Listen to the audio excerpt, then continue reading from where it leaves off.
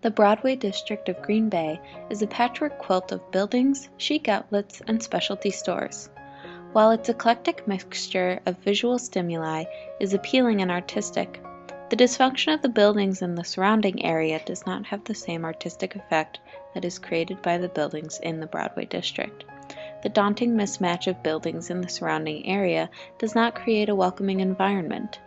By looking at the layout of the city of Green Bay in relation to the layout of the Broadway district, we can see why the environments across the bridge are drastically different from each other.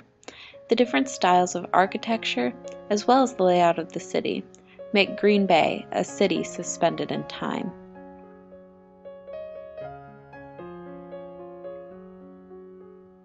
The Broadway district is home to many different events, one of the most notable being the Green Bay Farmers Market. On the chilly night that we visited the Farmers Market, an event that runs from 3 o'clock in the afternoon to 8 o'clock at night, we saw most of the vendors packing up their goods at 7 o'clock. One of the vendors noted that the weather makes a huge impact on whether or not people will show up to the market. Even though we visited the market at a later hour, we still felt the hospitality of the market's environment. As we were walking by some vendors who were packing up their goods for the night, we heard a man asking his neighboring vendor if one of her boys could give him a hand with packing his merchandise. They were happy to oblige, and it gave us a sense of the hospitality and the friendly spirit that the vendors expressed towards each other and their customers. The market, while being a set majority of produce vendors, also includes various non-produce vendors. We saw metal sculptures being loaded up onto a trailer, as well as a stand for trendy totes made from old billboard advertisements. At the market, there is something for everyone.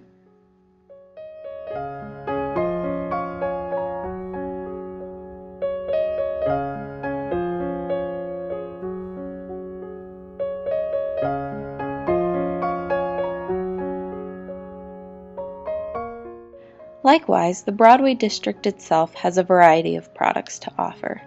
From an antique mall to a high-end salon to various restaurants and cafes along Broadway, there are many stores that cater to a wide variety of interests.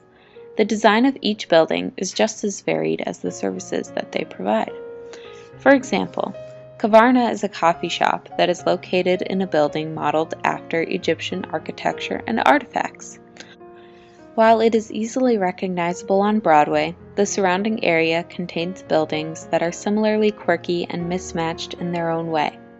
The artistic community of the Broadway district contains a wide variety of buildings and stores that create a colorful puzzle to create one cohesive district.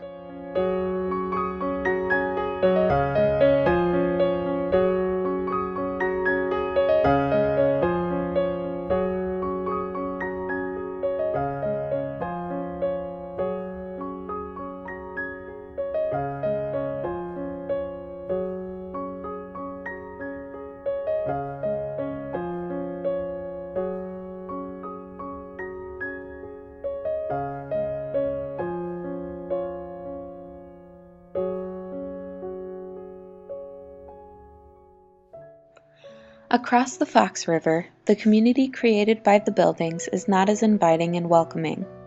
In the journal titled Suburban Nation, the author addresses the problem that is presented in the layout of the city of Green Bay by noting that people don't like to walk where they don't feel safe, nor do they like to walk where they feel uncomfortable, which is slightly different. While many factors contribute to the comfort of a place, the most significant is probably its degree of architectural enclosure, the amount that makes its inhabitants feel held within a space. The desire for enclosure stems from several sources, among them the fundamental human need for shelter, orientation, and territoriality. Whatever the cause, people are attracted to places with well-defined edges and limited openings, while they tend to flee places that lack clear definition or boundaries. The Brown County offices, located in downtown Green Bay, create a community that has this effect. The amount of open space in between buildings is best defined as uncomfortable. While in the Broadway district, the buildings created a sort of gated community that encloses its visitors, the spread-out placements of the buildings in downtown Green Bay create an open and uncomfortable environment, discouraging pedestrian traffic. Many of the buildings are beautiful, but while walking through downtown, it was shocking to see how well kept one side of the street was, while just across the street, or even across the sidewalk, the environment was neglected and unkempt. It was not surprising that there were not many pedestrians around the downtown Green Bay area. While we did make 2 separate visits to each district at 2 very different times, there probably would still have been a fewer amount of pedestrians in the downtown Green Bay area than in the Broadway district. The minimal amount of pedestrian traffic in the downtown area can easily be explained by comparing the size of the streets in each area. The author of Suburban Nation notes that the desire for increased traffic volume, unimpeded flow, has resulted in wider streets. While travel lanes on old streets are often only 9 feet wide or less, new streets are usually required to have 12-foot lanes, which take longer for pedestrians to cross. Unimpeded flow has another name, speeding, adding all the more to the pedestrian risk. The downtown area contains many wide 4-lane streets, while the Broadway district contains a single 2-lane street, as well as a wide sidewalk to encourage pedestrian traffic.